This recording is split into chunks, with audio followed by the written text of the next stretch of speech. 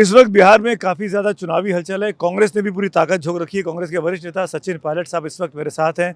हम लोग पटना में हैं और पटना इसलिए भी आज खबरों में है कि जो कुछ हुआ 2 दिन पहले मोकामा में, इतना बड़ा हत्याकांड, और उसके बाद ये लगने लगा कि सुशासन पूरी तरीके से फेल रहा है। लेकिन आज आप मानेंगे जब गिरफ्तारी होगी अनंत सिंह की कि सरकार है यहाँ पे और इनकी रीढ़ है? देखिए, 2 बातें हैं।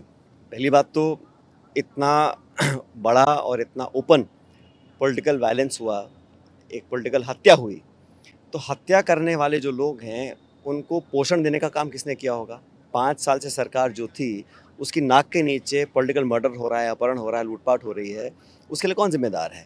और आज क्योंकि कोड ऑफ कंडक्ट है, जो निर्वाचन आयोग के अधिकारी हैं, वो एक कॉल ले रहे हैं। इतना दबाव पब्लिक का बना है, इतना बवंडर मच गया, जब आप सरेआम लोगों को मार रहे हैं, तो कुछ एक्शन लेना बनता था। लेकिन ये जो पॉलिटिकल वायलेंस का जो क्रम है, ये किसके संरक्षण में यहाँ तक पहुँचा, कौन रिस्पॉन्सिबल है? आप ऐसा नहीं कर सकते हैं, आप किसी को डिटेन कर लें और बोलें कि हमने सब कुछ ठीक कर दिया। ये जो पूरा एनवायरनमेंट है, जो इकोसिस्टम बना है बिहार का पिछले कई सालों से, विशेष रूप से पिछले 5 सालों में, उसके लिए तो स्टेट गवर्नमेंट रिस्पॉन्सिबल रहेगी ना। आप उससे ज़िम्मेदारी नहीं झाड़ सकते हैं कि हमने डिटेन कर लिया। अब चुनाव चल रहे हैं, पॉलिटिकल माहौल बहुत गरमाया हुआ है, इतना बड़ा हत्याकांड होता है, तो अधिकारियों को कुछ ना कुछ एक्शन लेना ज़रूरी था। ये सवाल मीसा भारती जी ने खड़ा किया, आपकी साथी ने, कि जानबूझ के अनंत सिंह से रात में गिरफ्तारी की गई ताकि एक तरीके से उनको ऑनर मिल सके, उनके लोगों के सामने उनका नंगापन ना दिख सके कि उन्होंने इतनी खतरनाक हत्याकांड को अंजाम दिया। क्या आपको लगता है कि अभी भी पुलिस प्रोटेक्शन मिल रहा है? नहीं, मसला ये है कि जो पॉलिटिकल वायलेंस होता है, वो रातों रात नहीं होता ना। उसको पनपने का, उसको आगे बढ़ाने का, संरक्षण देने का काम कौन करते हैं? विपक्ष तो कर नहीं सकता। सत्ता में जो लोग हैं, कहीं न कहीं वो ही इस प्रकार के लोगों को पोषित करते हैं कि आप पॉलिटिकल वायलेंस को अंजाम दे सकें। परिणाम देखा जाएगा कि अब चुनाव था, माहौल बहुत गरमा चुका था, इसलिए एक्शन लिया हुआ है। लेकिन मसला ये है कि ये चुनाव है बिहार का, ये बदलाव का चुनाव है। यहाँ पे जो शिक्षित बेरोज़गार हैं, वो नौकरी माँगते हैं, लाठीचार्ज होता है, पेपर लीक होता है, कोई एक्शन लिया नहीं जाता और सत्ता प्राप्ति के लिए बार-बार लोग पलटी मारते हैं। तो उस पूरी राजनीति से लोग अब ऊब चुके हैं। पर ये बात भी तो सच्चाई है ना सचिन, कि इसका फायदा कहीं ना कहीं अब नीतीश कुमार की छवि को मिलेगा कि आपने एक्शन ले लिया, आपने कैंडिडेट पे एक्शन ले लिया, सिंपैथी के वोट भी मिल सकते हैं अब ये तो केयरटेकर चीफ मिनिस्टर है ना आज तो।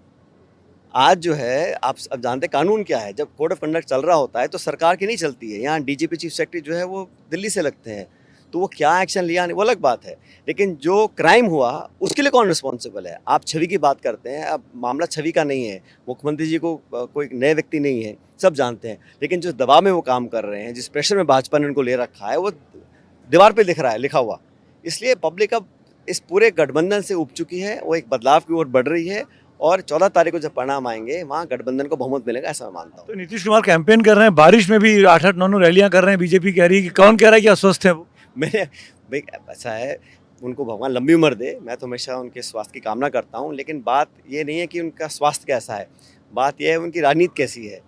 कितनी सीट पे वो लड़ रहे हैं, कितने पे भाजपा लड़ रही है। पहली बार हुआ है कि अब धीरे धीरे बराबरी हो गई है, उनको पिछाड़ देंगे। तो मुझे ऐसा लगता है कि भारतीय जनता पार्टी ने पूरा दबाव बनाया हुआ है, चाहे टिकट वितरण हो, चाहे सरकार चलाने की बात हो, या पॉलिटिकल जो जिस कॉन्फिडेंस से शासन चलता है, वो सब अब मामला ख़त्म हो गया है। और अब लोग समझ चुके हैं कि सिर्फ सत्ता के लिए भाजपा जेडीयू आपस में आसपास आते हैं। हमारा गठबंधन, हम लोकसभा में साथ थे, विधानसभा में साथ हैं, आगे भी साथ रहेंगे। एक आखिरी मुद्दा और, तेजस्वी यादव क्या कॉन्फिडेंट हैं कि ओवर कॉन्फिडेंस? आज उन्होंने अपनी शपथ ग्रहण की तारीख बता दी कि 14 तारीख को चुनाव जीतेंगे, 18 तारीख को शपथ लेंगे और 26 नवंबर से 26 जनवरी के बीच में सब तमाम अपराधी जो हैं वो जेल के अंदर होंगे। ये टाइमलाइन कैसे तय हो रही है? अभी तो परिणाम भी नहीं आया, वोट भी नहीं पड़ा। 14 तारीख को तो परिणाम आ ही जाएगा ना। अगर पब्लिक का, जनता का आशीर्वाद मिलेगा तो गठबंधन की सरकार बनेगी और हमारे गठबंधन के वो सीएम कैंडिडेट भी हैं। तो मुझे लग रहा है वो चाहते हैं कि हमारे जो वादे हैं वो जल्द से जल्द पूरे किए जाएं, क्योंकि अब जनता बहुत उतारू है कि ये व्यवस्था बदले और जो नौकरी की बात करते हैं, डिलीवरी की बात करते हैं, वो हम समय रहते कर पाएँ। इस बात के लिए हम सब उत्सुक हैं। कांग्रेस पार्टी अपने आप को चुनाव में कहाँ दिख रही है? पिछली बार से कितना इंप्रूव कर रहे हैं या नहीं कर रहे हैं? क्योंकि ये कांग्रेस के लिए कठिन चुनाव है ये।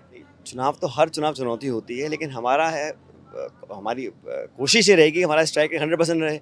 अब कितना बहुमत मिलता है जनता के हाथ में, लेकिन हम जो मैजिक फिगर है उससे ज़्यादा हमको मिलेगा, ऐसा मैं मानता हूँ। अमित शाह ने 160 का नंबर दे दिया है। वो दे सकते हैं भाई, मैं तो कह रहा हूँ हमें स्पष्ट बहुमत मिलेगा।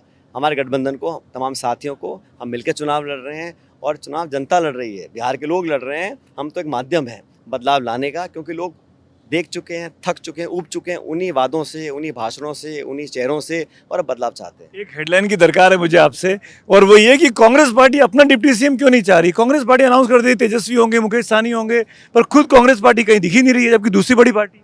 अब पद के लिए कोई ललायत नहीं है। हम लोग चाहते हैं कि हाँ, जो एनडीए है उसको हम पराजित कर सकें। उसके लिए जो भी सैक्रिफाइस करना है, जो भी कमिटमेंट है, जो मेहनत है, पूरी पार्टी के राहुल जी ने यात्रा निकाली, हफ्तों तक यहाँ बिहार में घूमे, हम सब काम कर रहे हैं, और हम पद प्राप्ति के लिए नहीं कर रहे हैं। कांग्रेस बड़ी स्पष्ट है हम लोग, और जो होगा बढ़िया होगा, लेकिन पहले सत्ता परिवर्तन हो, चेहरे बदले, व्यवस्था बदले, उसमें भाग कांग्रेस पार्टी लेती रहेगी। और मुझे लग रहा है कि आज ज़रूरत ये है कि हम अपने वादों पर कैसे खरा उतरें, क्योंकि नीतीश कुमार जी और भाजपा वादा खिलाफी कई बार कर चुके हैं। जनता हमसे उम्मीद करती है। इसका मतलब ये है कि सचिन पायलट ये कह रहे हैं कि कांग्रेस पार्टी चुनाव जीतने के बाद भी सत्ता में हिस्सेदारी नहीं करेगी। हम सब मिलकर चुनाव लड़े, साथ रहेंगे, क्यों नहीं रहेंगे? लेकिन अभी मंत्री बनेंगे, उप मुख्यमंत्री बनेंगे। इम्पोर्टेंट नहीं है ना कौन मंत्री बनता है, कौन उप मुख्यमंत्री बनता है। इम्पोर्टेंट ये है कि व्यवस्था बदले, सरकार यहाँ से जाए, बहुमत हमको मिले, उसके बाद बहुमत मिलने के बाद ये सारी बातें 2 दिन का मामला है, सब निपटा लेंगे। इसलिए आपसे कह रहा हूँ कि बार बार घेरा जा रहा है कि मुस्लिम का नाम क्यों नहीं अनाउंस किया गया, जबकि मुस्लिम को आपने टेकन फॉर ग्रांटेड ले लिया। क्या विपक्ष बड़ा इल्जाम लगा रहा है, आपका विरोधी जो है? ये बात ये भाजपा वाले करते हैं, हिंदू की, मुसलमान की, मंदिर की, मस्जिद की। हम तो पूरे बिहार के करोड़ों लोगों की बात करते हैं, और जो नौजवान है, जो शिक्षित बेरोजगार हैं, उसमें सब धर्म के लोग हैं। तो ये जो वर्गीकरण करना है ना धर्म के नाम पर, मुझे लगता है कि ये चुनाव के समय करना गलत होता है। सबको साथ लेकर चलेंगे और एक सरकार बनेगी, सबकी सरकार होगी। मुस्लिम डिप्टी सीएम हो सकता है। मैं कह रहा हूँ सबको साथ लेकर, सबको लगेगा कि सरकार हमारी है, हम उसके भागीदार हैं। बहुत बहुत शुक्रिया सचिन। सचिन बहुत ही मेच्योर पॉलिटिशियन है, इसी तरह की बात कभी नहीं करेंगे कि जहाँ पे आगे जाके इनको सवाल पूछना, जवाब देने में मुश्किल हो जाए। शुक्रिया सचिन हमसे बात करने के लिए।